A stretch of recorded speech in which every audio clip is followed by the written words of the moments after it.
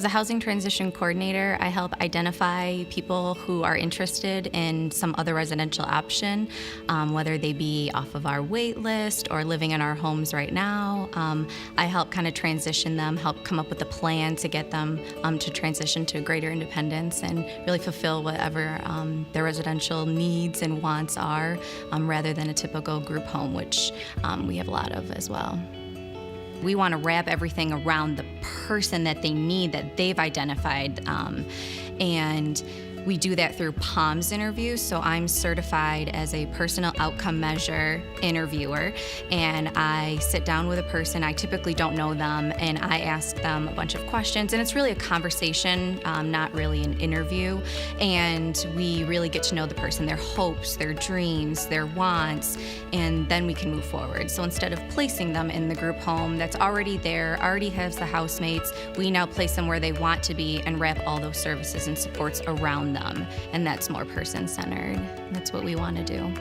A lot of the hopes and dreams that we hear from the people either on the wait list or in the group homes right now, it is a home of their own. It's to be independent, to drive cars, to get jobs that they go to, 5 days a week, not just 2 days a week or 3 days a week.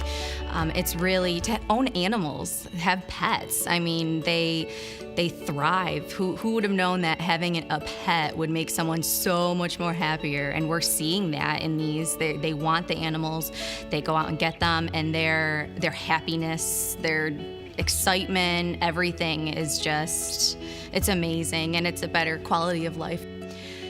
We understand that there's fear when someone moves out and moves on to greater independence, and one of the fears is the fear to fail, and I think we all have that fear to fail, but knowing that coming back, or that there's some place for you to come back to, is good. And we would never let someone just go out and try and fail and then wipe our hands clean of them. No, we would bring the person back and put in those extra supports and services that they may need, and to know that it's okay that you didn't succeed the first time. Many kids don't when they move on. You go to college, they may end up back at home for a little while, and that's okay. And I think making sure that the families and the person knows that it's okay, and that we will make sure when you do come back, before we move on to something different, that we look at all of the different options and we make sure that it's gonna either work or you have somewhere again to come back to if it doesn't. It's just one size shoe doesn't fit all, and I think we need to remember that when we,